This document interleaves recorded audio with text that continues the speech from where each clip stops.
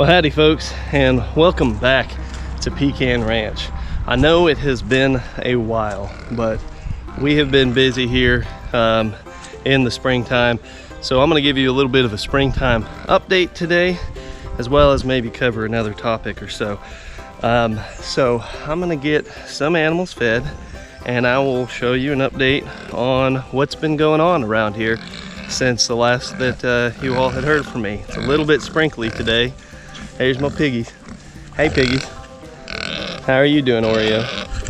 All right, stick around and we'll see you folks here in a minute.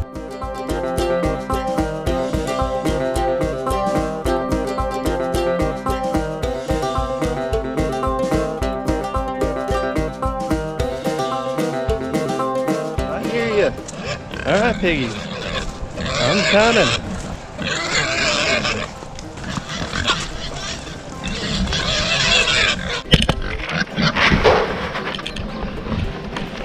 Hungry little piggies. So spring has sprung around here, and springtime can be quite the busy time on a farm. Between new animals being born, being hatched out, incubating eggs, and then on top of that, everything is growing. So you're kind of on a time clock to get things done, especially if you're trying to like do some clearing of some trees and stuff. You're kind of on time clock to try and beat the growth. There you go, big mama. Some for you over here too, Charlie. There's my bull calf. So an update on him. He's about as big as his mama now. She's kind of short for her breed. So he'll get bigger than her. Why are you being so skittish today? Is it because of the camera? Are you being camera shy? You haven't been? Hey, Charlie likes it. You like the camera, right, Charlie? Nope. Yeah. So I was kind of on a time clock with a lot of my projects because I had some trees that need clearing out of a certain part of my woods. I was trying to get that done before. We gotta check this fence. Ow. Yep, fence works. I was trying to get that done before a lot of undergrowth kind of came in, because it was an area that the pigs had already been in, and so they cleared out a bunch of undergrowth and the thick parts of the woods, and I needed to thin out some of the smaller younger trees, a bunch of the saplings and stuff, so that my woods would be more usable for farmland. So things like that, along with taking care of fence line. As you can see over here, this used to be real thick, and I tore out all of this old fence and then tore out everything, all the growth that was in here. It was a whole bunch of trees and vines and stuff. So we got these vines coming back up. So once or twice a year, it's best for me to come in and I'll spray them, and that'll keep them from growing back again. I'm not usually a huge fan of using chemicals, especially in areas that I have grazing animals, but some chemicals can be relatively safe if you follow the instructions. The one in particular that I use, a brand called Grazon. I believe its main active ingredient is 2,4-D. You can find that in any Tractor Supply, Atwoods, things of that nature in concentrate, and it's good at killing broadleafs, things like vines and whatnot that would take over your fence line. And so I had to go through and I sprayed it. Here in a couple days, all those vines will be gone, and you want to get ahead of that. And then if I start noticing any growth coming back later on in the year, I'll give it another treatment. But generally, one good treatment will last months, and that prevents me from having to try and go in and like weed eat everything around a fence line. It's a whole lot quicker to just use my tank sprayer and go through and spray the fence line that way. So that's one of the things that's been going on. We had a bunch of ducklings hatch. We incubated, we put 14 eggs in the incubator. 10 of them hatched out, 9 survived and are in the brooder right now. We've also got a bunch of little chicks, some chicks, chickens and some turkeys that we had bought from the store. A few have graduated out of the brooder and are mixed in with the general population of the rest of the chickens. And my wife went and bought some more. So we have some in with the ducklings. I'll show you that here in a second. So that's one of the things that's been going on. We'll go out in the back. We'll check on the pigs. We just moved them yesterday afternoon and we'll see how they're liking their new home. And I made a slight tweak to their setup. I did not give them a shelter this time because they have not been using their last shelter. So we'll go take a quick look at that. Back here. There you go. Now you're gonna be a good dog. All right, apparently. Ruger, in the mule. Sit, stay. Goodness gracious. Apparently, I've got an entourage with me now. Oh, we ought to probably put this in 4-wheel drive. All right, Ruger. Honey, come on. Apparently I've got an entourage with me this morning. So everyone's coming out back. Check on the pigs.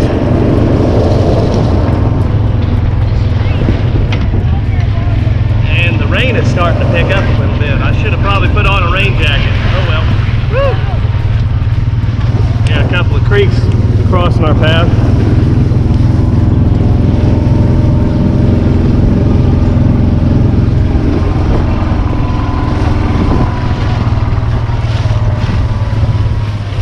Okay, so as you can see, and I've showed you all in the past, that's paddock 1 and we're presently driving in paddock 2.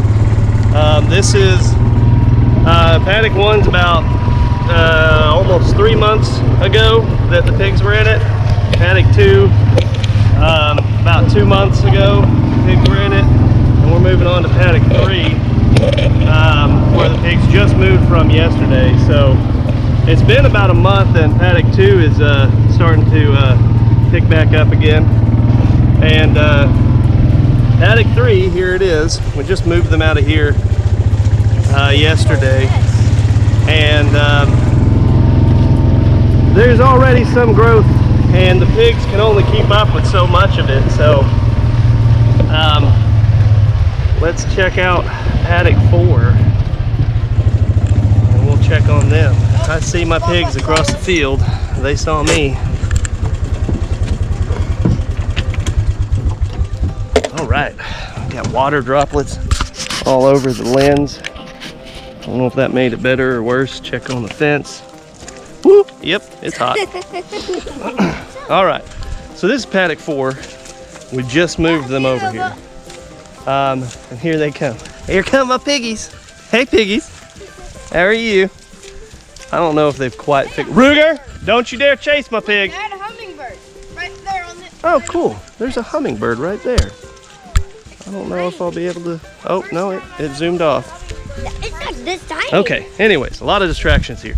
So paddock 4 is, paddock 3 had a whole lot of woods. Paddock 4 has some woods. It's kind of moderate woods. Hey, piggies. How are y'all doing? How's my piggies doing? Everyone doing good today? You liking your new home? Everyone doing good? Figuring it out? There's my maple, my sweet maple over there looking away from us. And who are you? Are you Sweetie Pie? No, you're Spot Button. Okay, so here we are in paddock 4. It's a lot of open pasture, and I'm gonna kind of walk the fence line as I talk anyways. One of the additions, one of the changes I've made is you see there's no shelter out here. As there has been in the past. We've had, I usually do a T-post and then a tarp tent. And the last probably 3 weeks or so, even with lots of rain, the pigs hadn't been using it. they'd found themselves a spot in the woods that they preferred more. So, and the tarp had gotten a little torn up, and I had a backup tarp, a spare tarp, but instead of setting up another shelter, I figured they're not going to use it anyways, and so since they're not going to use it, It's gonna shot. ow, ow, ow, ow. Okay, fixed it. We had a wire come off with an insulator. So instead of, are we going for a walk, piggies? So instead of setting up another shelter just for them to not use it, I decided to kind of let them, what is going on here? Daddy doesn't want us to touch it. It's gonna shock me. I don't know why. I think we must have had a visitor of some kind, like another, maybe a wild pig or a dog or something came through here. Pig, you're gonna get shocked. Anyhow, man, all kinds of distractions today. This has been quite the spring. Everything's been busy, and this just kind of feels like the sentiment of my life right now. Is everything's kind of crazy and hectic, trying to keep up with everything. So I do know that there's a wild pig that likes to frequent this area, particularly in paddock 4, and I've kind of wondered what would happen once we put up fence and the pigs were out here. Or what would happen? Would it deter the wild pig? Would the wild pig come in contact with the fence and decide he's just gonna leave it alone, or what? I don't know. So we're walking into one of the smaller small wooded areas that they've got in here with oak trees and stuff. So hey, there's a turtle over there. See it? I almost got my face bit off by a snapping turtle. Sitting over there. And I'm thinking that maybe that wild pig might have come through that fence area, and it knocked the wire off the insulator. Fortunately, these pigs are pretty much pros these days, and they don't even acknowledge the fence. They stay far away from the fence, and so they don't really test it at all anymore. So even if the fence gets knocked down or something like that, they don't really go past their barrier. They've kind of figured out the rules of the game, if you will. Once you've had pigs for several months that are trained on electric fence, you don't have to be as vigilant, but that doesn't mean to not check your fence every day. But you know, the first week that they were first out in the back pasture, where I can't supervise them as well, I would check on them multiple times a day to make sure that they hadn't got out of the fence, that the fence was operational, and everything was all good. Now I feel confident that I can check just once a day and not worry about it. There's been times where I've come out and the fence line was knocked down by an animal or something, probably a wild animal, probably a coyote, or maybe even a deer, not seeing it, walking through and knocking it off of an insulator, and there'll be an entire huge section and the pigs just stay away from crossing the fence line. Or even possibly one of my dogs on occasion come back here and might have jumped the fence. This one in particular, Honey, she is a livestock guardian dog, or supposed to be, but she doesn't reside back here with the pigs. We're trying to get her trained up to stay back here with the pigs, and the next group of pigs she will be living with for sure. My pigs are way behind. They're way behind on the walk. We've got like 2 pigs with us, and the rest have realized that they're missing out on the walk. I just saw them go into the woods to walk the fence line. And so that's a, which is actually, this is kind of one of the habits, the rituals, if you will, that the pigs have, is in the morning when I come out, I bring them on a walk with me, and they have gotten used to walking the fence line. And what that means to them is they become hyper aware of where their boundaries are. And so it's just kind of ingrained in their brain. We go on a walk in the morning. They like joining me for my walk. And so when you're moving them in new paddocks, you know, this isn't, you know, they may wake up in the morning and be like, wait a second, where am I? But we've walked the fence line. That's the first thing we do when we get them into the new paddock. We show them where their food is, where their access to the water is, and then we walk the entire fence line. So that way they're aware of their boundaries and they become acquainted with their new home. And then we do this every single day. And so the pigs know where they're able to go and where they're not able to go. In fact, when the pigs were way behind us, they seen that we had taken off into the woods over yonder, and they went down through there before coming out of the woods and seeing us. They did skip a section of the fence line because they saw us and got lazy and just ran across the field. Anyhow, so these are kind of the updates. This is the second to last paddock out here. There will be a paddock number 5, and then they'll return to paddock 1 for a short while before migrating back up to the front pasture and getting loaded on a trailer and heading to the butcher. So time is coming because they are getting big. The smallest of them out here are about 200 pounds. And the largest, Wilbur, he's over 200 pounds. He's probably pushing 220. I haven't measured him in the last week or so. So they're getting up there in weight, and our goal is between 250 to 300. We're probably going to err more towards the 300 side, so that way the smallest of them are up above 250. And and it's we may actually honestly have to move our butcher date up from July up to June, because they've been putting on weight a little bit faster than I expected them to. So they're doing really well out here on pasture. And we also have a slight minor change, and we're probably going to be done with meat rabbits. We're going to be butchering the ones that need to be butchered, and then we'll probably sell a lot of our older breeding pairs, or breeding rabbits. We'll probably sell them and just be done with them. And the reason being is we like raising rabbits, but honestly, the main reason we started raising rabbits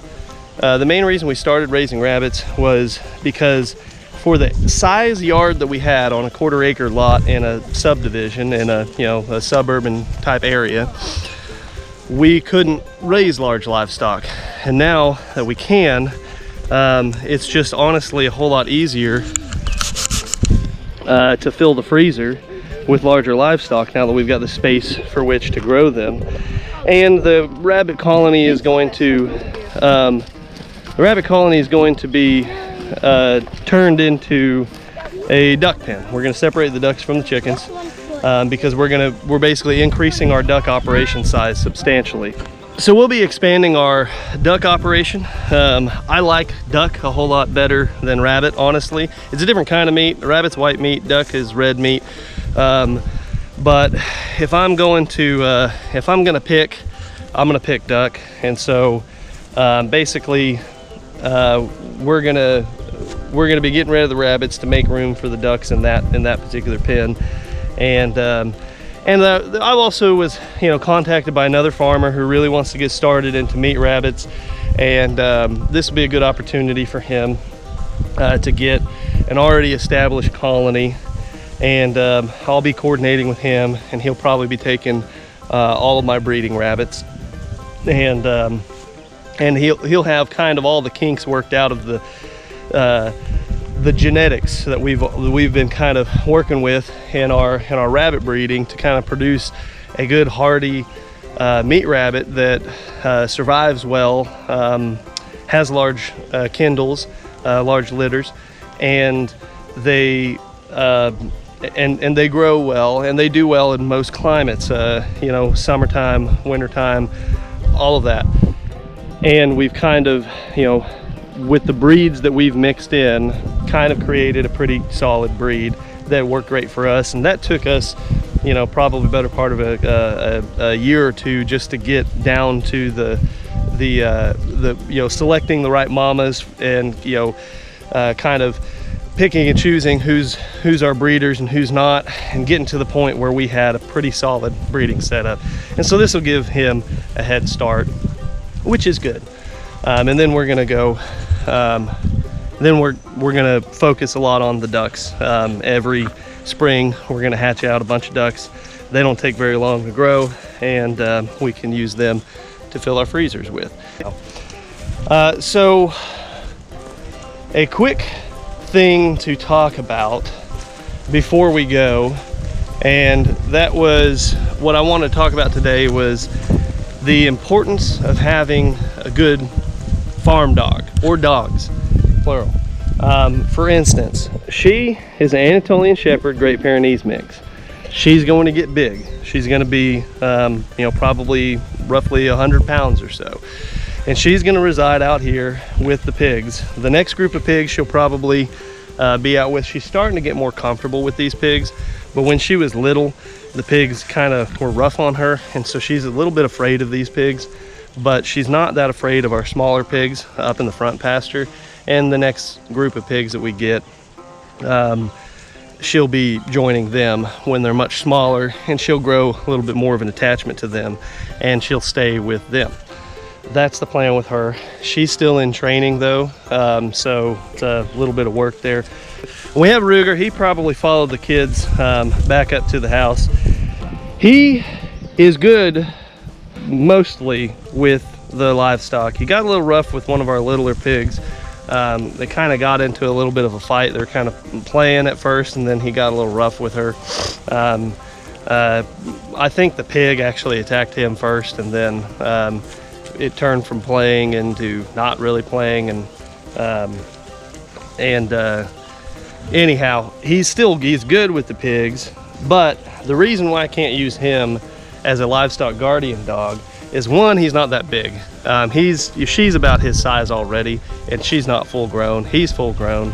He is a golden retriever border collie mix, which are really good breeds for having around the farm. Border collies are good herding dogs, and golden retrievers are great retrievers for small game. So he's a great hunting dog. I use him for hunting. He'll retrieve squirrels for me, and an enterprise that we're getting rid of soon, the bunnies, he's been invaluable with the rabbits, because when a rabbit gets out of of their pen, he will go catch them for us. He is really good at catching rabbits. And retrievers have soft mouths. They're very docile and gentle animals, and so Labrador retrievers, golden retrievers, any of those retrievers, they're basically the same dog with pretty much similar temperaments. The main difference, honestly, is their color of their fur and their length of their fur, to be honest. And he's proven to be very useful catching rabbits, and useful hunting dog as well. She's going to be more of our livestock guardian outside in the farm.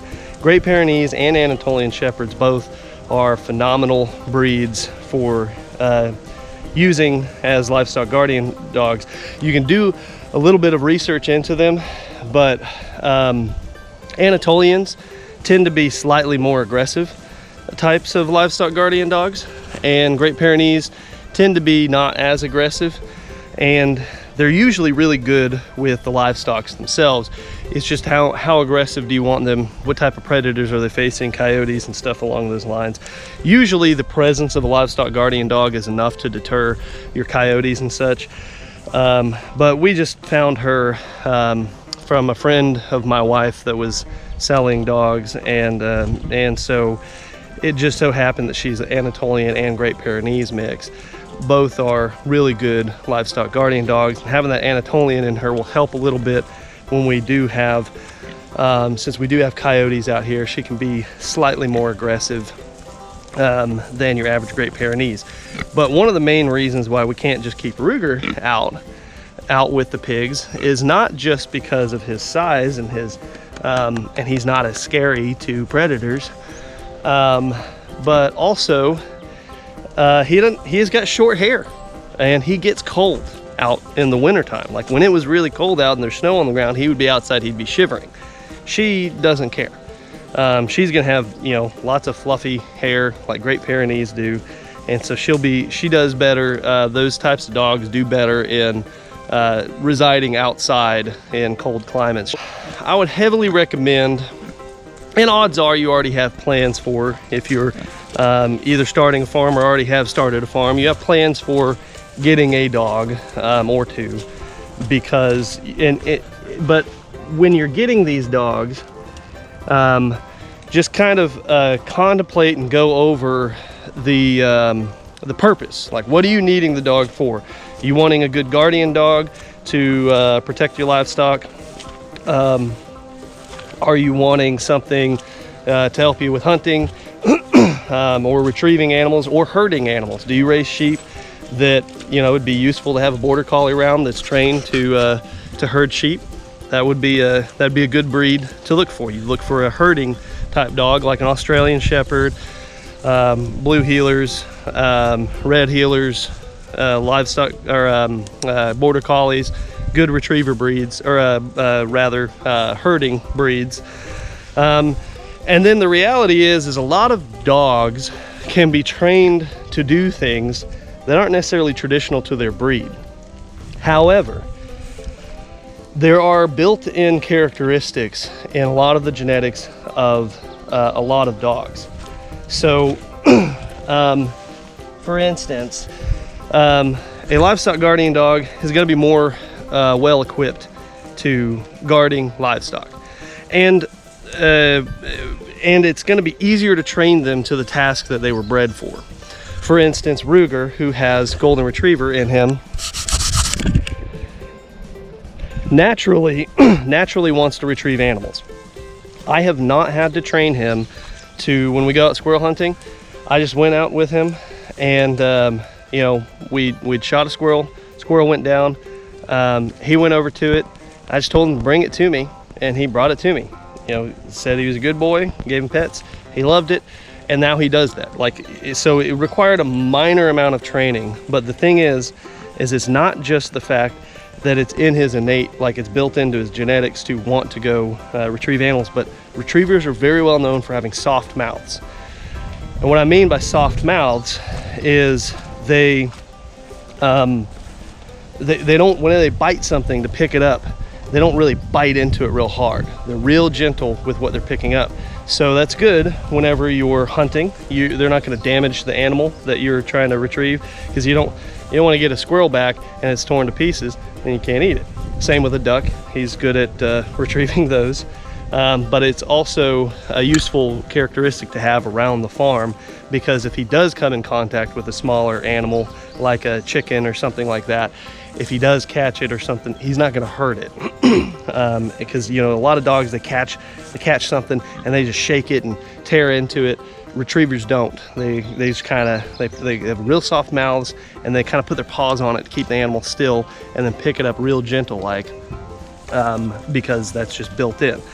Not saying that you can't train another type of dog to do that. It's just a whole lot easier with your retriever breeds. Also, on the other hand, I have lots of experience with breeds that don't do so well with small livestock. And this is something you're going to need to consider, especially if you already have a dog and you're planning on moving to a farm, or you're starting a farm. You're going to need to really think long and hard about whether or not your dog is going to be suitable for that farm, and what are you going to do with that dog if that dog isn't going to be suitable. I'll take a breed, for instance, German Shepherds. I love German Shepherds a lot. They're great dogs. They're smart dogs, and they're phenomenal at whatever you task them to do. However, they're not good farm dogs, to be completely honest with you. Just in general, they're just not very good farm dogs. Anyways, so the problem with German Shepherds is they are very close to their ancestors, the wolves, and they have a great predator instinct, and that's good if you want to use them as a guard dog or an attack dog,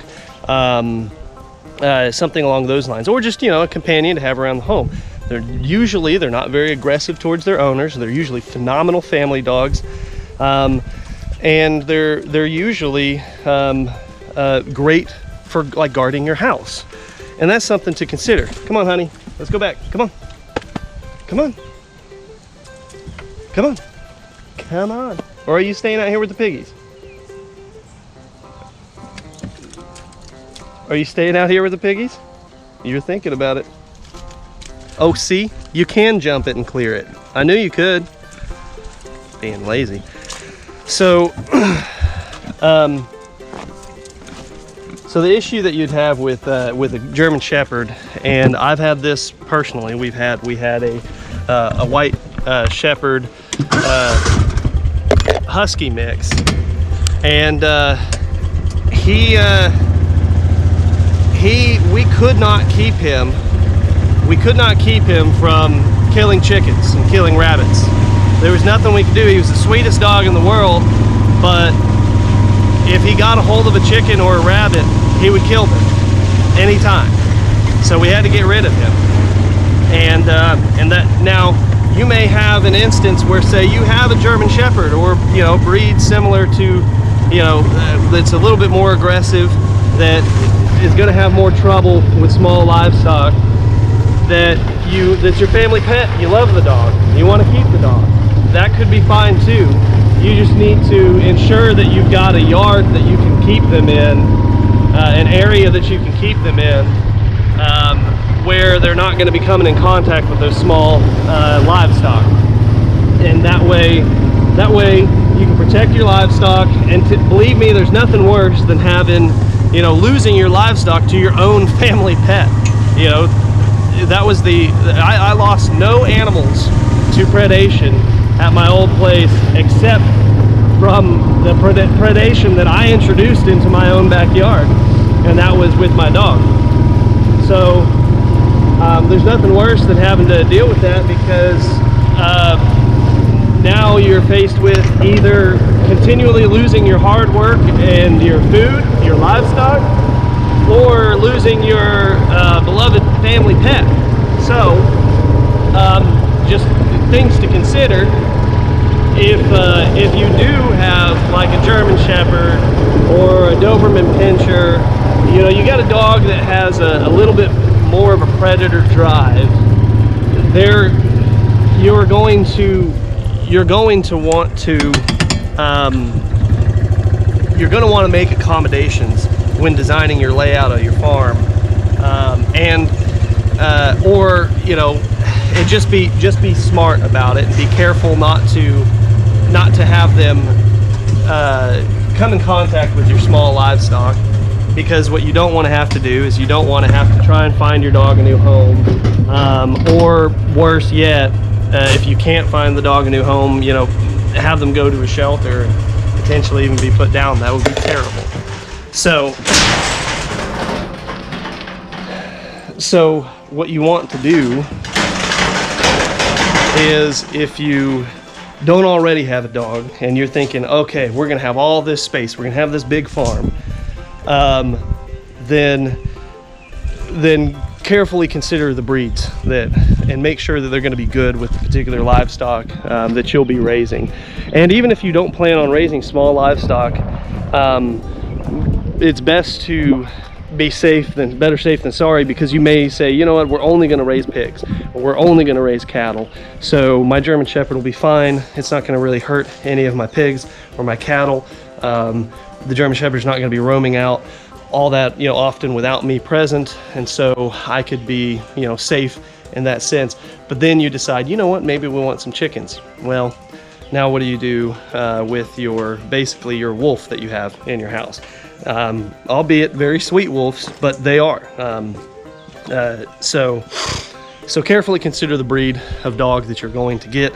If you already have a breed that's not going to work well on your farm, figure out some accommodations. Maybe you have a fenced-in front yard that's away from your small livestock, because even if you fence in your chickens really well, if a chicken gets out or something like that, what you don't want is them to immediately be snatched up by your family pet.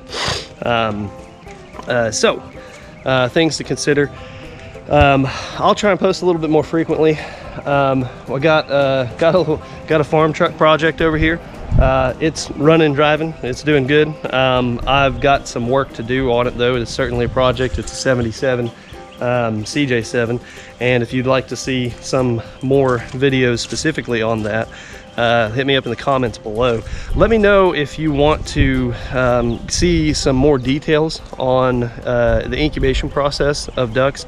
I may put together a video for that, kind of an instructional video of sorts. And until the next time, we hope to see you folks back at the ranch.